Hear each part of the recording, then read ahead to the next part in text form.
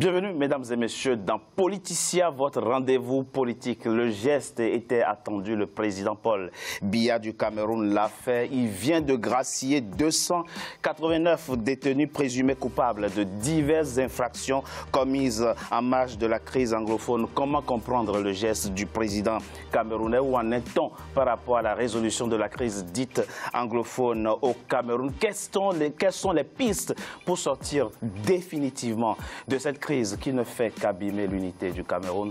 Trois Camerounais avec moi pour en parler. Peter Mbafor, vous êtes un ancien officier de la gendarmerie nationale camerounaise, ancien président de la section française du SDF, Social Democratic Front. Vous êtes anglophone et vous venez d'ailleurs de séjourner au Cameroun, notamment dans la partie anglophone de votre pays. Eh bien, vous nous direz quelle est en ce moment la situation dans cette partie qui ne fait que souffrir. Vous nous en direz davantage au cours de cette émission. Merci Peter Mbafor d'avoir accepté notre invitation. Je vous remercie. Véronique Lehmann, l'infatigable défenseur et porte-parole du RDPC en France, le parti au pouvoir dont vous êtes la déléguée en charge de la communication. Vous avez hautement apprécié le geste du président camerounais qui, selon vous, va dans le sens de l'apaisement et de la décrispation. Vous nous en direz davantage au cours de cette émission. Merci Véronique Merci Lehmann de m'avoir invité. d'avoir Bonjour aux accepté téléspectateurs. notre invitation. Luc Banemek, vous êtes le représentant en France du mouvement NAO, qui a d'ailleurs soutenu la candidature à la présidentielle de l'avocat et bâtonnier Akere Mounan, qui lui va se désister après au profit donc de Maurice Kamto avec les résultats qu'on connaît. Merci d'avoir accepté notre invitation. 1er octobre 2017, Julius Ayuk Tabé, un des leaders sécessionnistes camerounais, proclame l'indépendance de l'Ambazonie. La crise dite anglophone qui secoue le nord-ouest et le sud-ouest du Cameroun depuis 2016 atteint alors son paroxysme. À la violence aveugle, l'État répond par la fermeté. Plusieurs centaines d'activistes sont arrêtés. Mais contre toute attente, c'est le président Paul Biya lui-même qui vient d'ordonner l'arrêt des poursuites et la libération des détenus. C'est un sujet de la rédaction signé Ange Bijou Somigno. C'est un nouveau rebondissement dans la crise anglophone qui sévit actuellement au Cameroun. Le président Paul Biya a décidé le 13 décembre 2018 d'annuler les poursuites judiciaires lancées contre les 289 détenus liés à cette crise.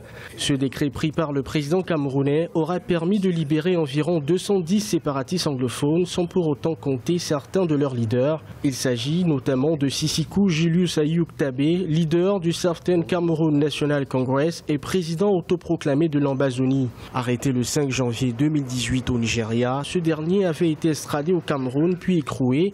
Son procès devant le tribunal de grande instance de Yaoundé, plusieurs fois reporté, court toujours devant la justice camerounaise qui a refusé toutes les demandes de remise en liberté provisoire ou définitive.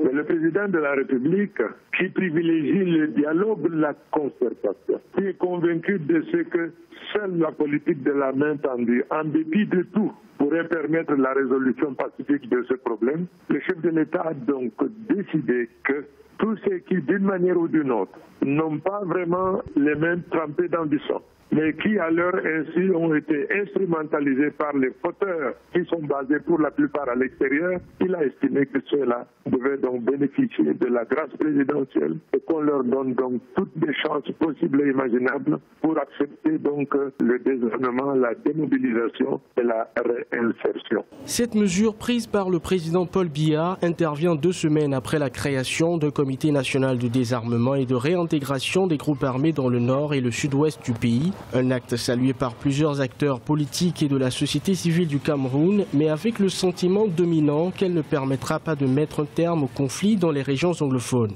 Le problème ici, c'est qu'il faut des actes politiques forts. D'abord, libérer tous les leaders et les faire asseoir sur une table pour essayer de mettre des solutions qui puissent permettre à ce que les régions puissent retrouver une sorte d'accalmie et que le conflit puisse se dissiper, puisqu'il est d'abord politique. Ensuite, les actes qui devront être posés devraient aussi être politiques, tout en intégrant les composants, à la fois les séparatistes, à la fois les fédéralistes, tout de même aussi les sécessionnistes. C'est tout ce consortium-là qu'il va falloir mettre et essayer de ressortir une solution qui puisse être consensuelle.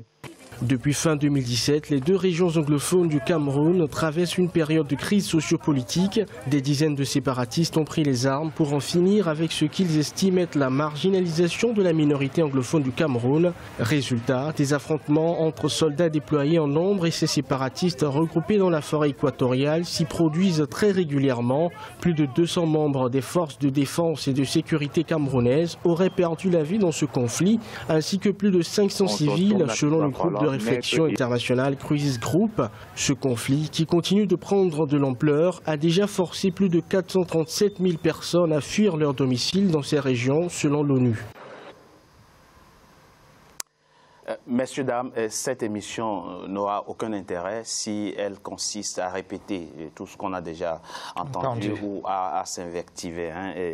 Notre souhait, c'est qu'elle contribue à la réflexion sur comment on sort durablement de cette crise qui n'a fait qu'abîmer votre pays, en tout cas l'unité de votre pays, le Cameroun. Peter Mbafor, je l'ai dit, vous êtes anglophone, la précision vaut la peine dans cette émission. Vous revenez d'ailleurs de Boya, votre ville natale. Comment avez-vous accueilli l'annonce par la présidence de la République de gracier 289 détenus? Ben, disons que c'est vraiment, le geste a été très reçu, enfin bienvenu, c'était bienvenu. La population était contente que, bon, peut-être que la suite viendra, étant donné que la libération de ces derniers 289 détenus qui étaient présumés fautifs des infractions contre l'État, tous les autres qui restent en prison, notamment Seseko et les autres, ils ont été arrêtés pour la même cause. Et donc moi, j'aurais trouvé que c'est eux tous qui ont été arrêtés en ces moments-là.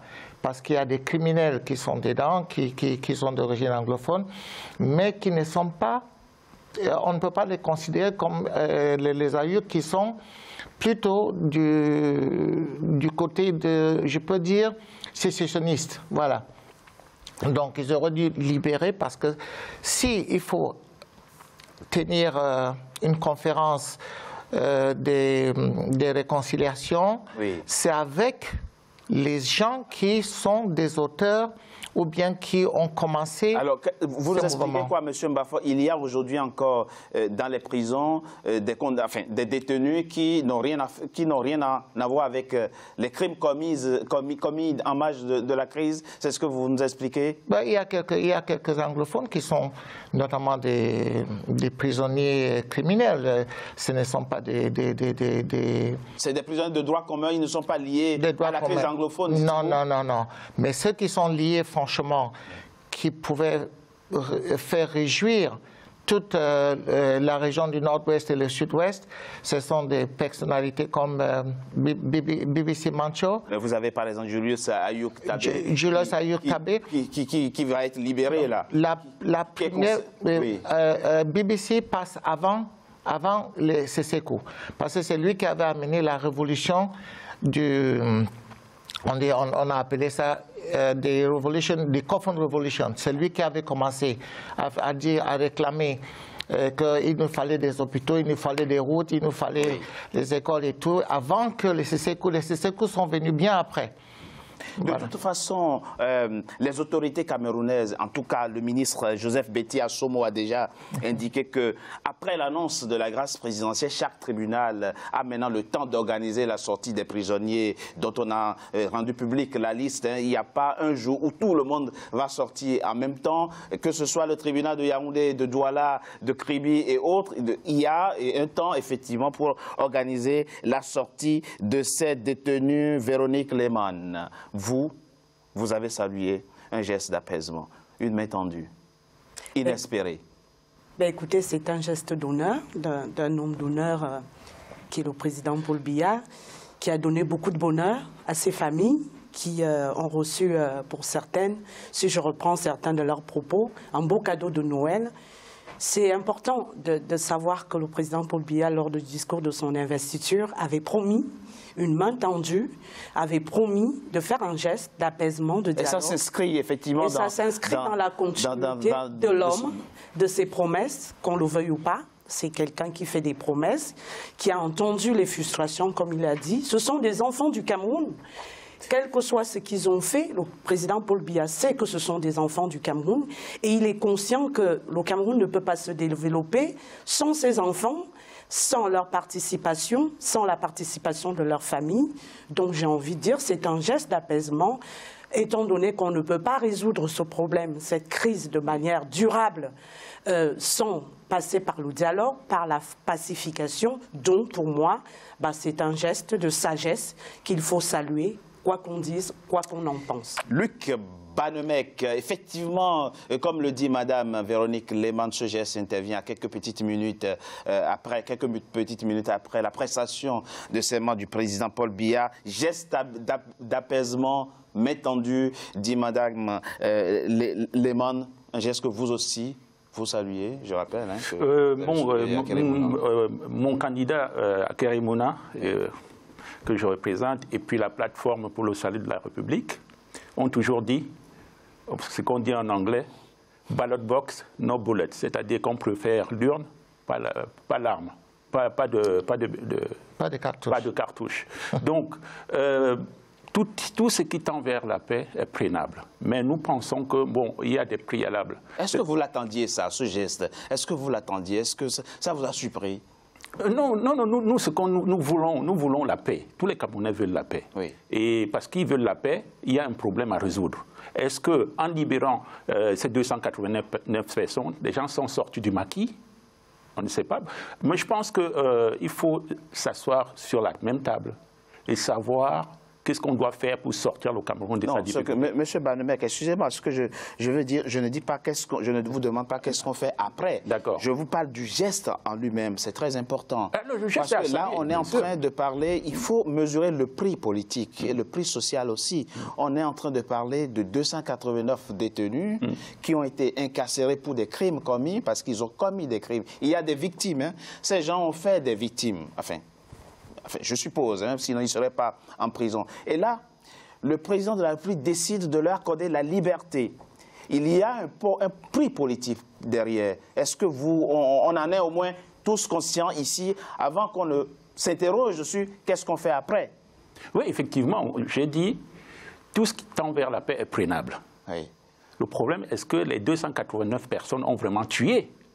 C'est pas sûr. C'est pas sûr. Beaucoup d'entre eux ont été juste mais quand on parle de crime, il n'y a pas que crime de sang, il n'y a pas que... Quand vous en prenez à des édifices publics, quand vous vous en prenez aux forces de l'ordre, c'est aussi une infraction pénale. C'est pas sûr que les 289 personnes s'en ont pris aux édifices publics. Vous pensez qu'ils ont été arrêtés, qu'il y en a parmi eux qui ont été arrêtés arbitrairement? Non, beaucoup parmi eux disent qu'ils ont été arrêtés. Et certainement qu'il y a parmi eux. Moi, je pense que ceux qui ont brûlé les édifices, ceux qui ont commis des crimes, on ne peut pas les relâcher comme ça. Moi, je ne pense pas que le président va prendre un décret pour relâcher ceux qui ont commis des crimes. Je ne crois pas. Je crois que les dossiers de ceux qui ont été relâchés, c'est des gens qui n'ont rien commis, soit ils ont eu des délits mineurs. Et on ne relâche pas un criminel. Moi, je ne pense pas. Moi, je ne pense pas qu'on va relâcher les criminels. D'accord. Que celui qui, brûlant le drapeau camerounais et proclame une autre république, soit libéré, vous pensez que c'est mineur comme geste politique? Non, nous pensons que tout ce qui est dans le sens de l'apaisement... De l'apaisement est à saluer. À saluer. Peut-être, Mbafor, on l'a dit, vous revenez du Cameroun. Oui. Comment... quelle est la situation sur le terrain? Vous étiez à Bouya, vous étiez à Bamenda. Quelle est la situation sur le terrain? Je n'ai pas pu aller à Bamenda vous n'avez pas pu aller à Bamenda. Parce que la situation ne me permettait pas. Et puis en plus, j'ai vu qu'il y avait trop des incidents. Oui. Il y avait des tueries. L'armée avait la gâchette très facile, par énervement, par frustration. En passant comme ça, ils pouvaient tirer, comme ils ont tiré sur un officier de police qui était en tenue civile, une femme, mais qui était devant le commissariat. Le bir est passé et on a tiré sur elle, elle est morte. Alors, donc moi, je n'ai pas voulu prendre des balles perdues. Et donc, Mais vous étiez allé jusqu'à Buea? Je suis resté à Buea. Et puis même mon retour était vraiment, tout le monde priait pour que je puisse arriver à Douala parce que... Comment les gens à Buea ont accueilli la nouvelle de la grâce accordée à 289 détenus? Ben, ils ont apprécié le geste du chef de l'État, hein, que nous reconnaissons tous, hein, même si nous sommes dans la zone anglophone, même si je suis membre aussi des SDF, qui est le parti de l'opposition, eh ben, on a salué le geste, mais ce n'est pas ça qui va vraiment régler le problème. Le véritable problème, c'est que ceux qui ont commencé la révolution, comme j'ai tantôt dit, c'est avec ceux-là que le chef de l'État doit organiser une conférence. Et ceux-là sont encore en prison selon vous? Ils sont encore en prison. Mais Peter Mbafor, oui. Il y a quelque chose, je l'ai dit, vous êtes un ancien officier de la gendarmerie, je sais oui. combien vous aimez votre pays, le Cameroun, et puis vous êtes imbu d'une certaine sagesse. Hein. Lorsque vous prenez les armes contre votre pays, lorsque vous vous en prenez au symbole de la République, est-ce que vous comprenez quand même que l'État répond par la fermeté d'abord? Je vais vous répondre, monsieur. C'est-à-dire que cette histoire, je ne vais pas encore retourner à la conférence de Fumban, où nous sommes partis, c'est-à-dire à l'égalité, c'est-à-dire Django Foncha avec Ndele et avec Mona, ils étaient partis là-bas pour discuter les conditions de vivre ensemble.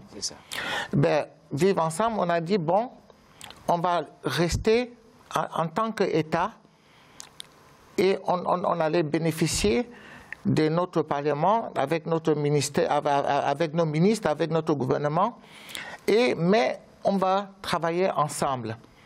On va travailler ensemble. Mais malheureusement, quelque temps après, ça n'a pas tardé, parce que dans la Constitution que Ahidjo avait écrit, il avait dit que si un francophone était président, le vice-président devait être anglophone. Et Django Foncha a été donc vice-président du Cameroun. Mais quelque temps après, on a carrément effacé le poste de vice-président. On lui a envoyé à la grande chancellerie. Bon, à partir de là, on a dit que bon, on va nommer le Premier ministre anglophone. On va revenir, Peter Mbafor, sur les causes. Et je sais qu'elles sont très profondes, elles sont très pertinentes.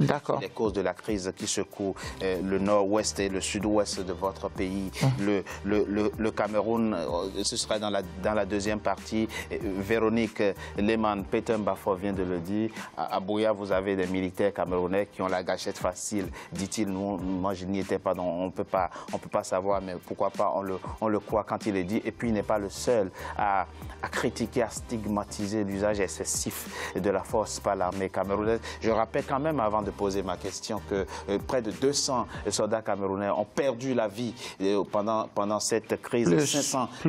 Plus de 200 ont perdu la vie. Vous faites bien de le préciser. 500 civils ont été tués. 437 000 Camerounais ont dû fuir leur domicile. Si ce n'est plus, je vais dire.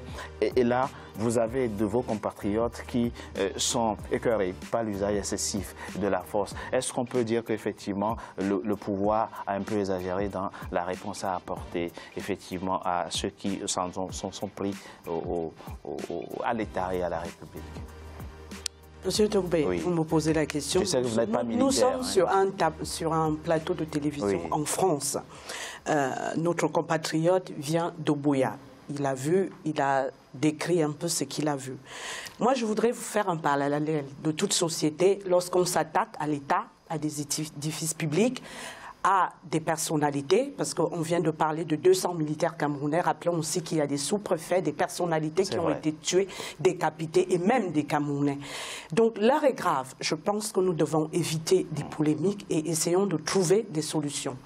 De tout temps, nous avons assisté il y a 2 semaines à des des véhicules de gendarmerie Champs-Élysées. Vous avez raison. Je fais un parallèle parce que nous sommes dans cette société qui est la base de la démocratie et que de tout temps, lorsque des personnes se lèvent pour défier l'autorité publique, l'ordre public républicain de toute société, la gendarmerie, la force publique, les forces régaliennes ripostent. Maintenant, on peut parler de proportionnalité ou de disproportionnalité. Oui. Moi, sur ce plateau, je ne peux pas vous dire si les forces de défense camerounaises, tout ce que je sais, c'est que c'est un problème très complexe auquel font face les forces de défense camerounaises, qui également demandent que nous soyons dans la réserve, dans la complexité, la globalité de l'ensemble des revendications. Alors, vous avez dit tout à l'heure qu'on ne va pas reprendre l'histoire, mais je pense qu'il y a quand même des causes historiques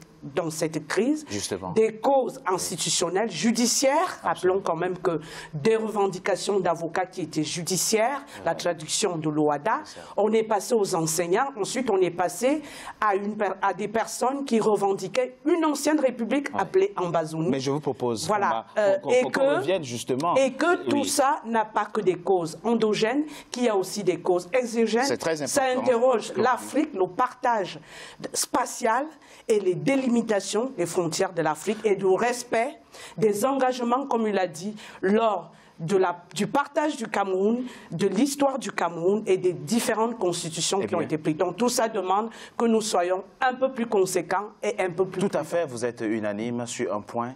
Il y a des causes profondes. Mais encore une fois, il ne servira à rien de remuer le couteau dans la plaie. Il ne s'agira pas de dire nous, on nous a fait ceci, on nous a fait cela. Le plus important, effectivement, c'est de participer, de contribuer à la réflexion sur comment, à partir de ces causes, on trouve une solution pour consolider le vivre ensemble. Et on en parle dans la deuxième partie de notre émission après une courte pause. À tout de suite. Merci.